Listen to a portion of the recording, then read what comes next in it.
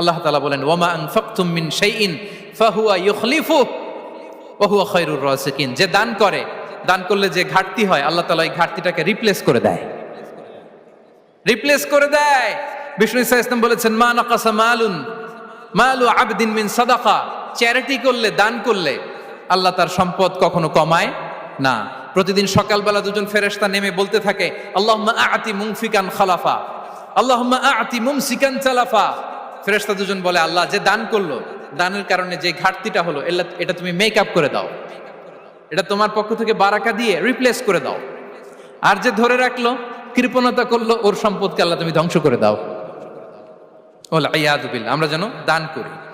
এরপরে বিষ্ণু ঈসা ইসলাম বলেছেন বেশি বেশি হজ উমরা করলে, বেশি বেশি যদি কারো সাধ্য থাকে, ফিনান্সিয়াল ক্যাপাসিটি থাকে, বেশি বেশি হজ উমরা করলে তার রিজিকে বারাকা নেমে আসে। সব শেষে হচ্ছে দোয়া করা।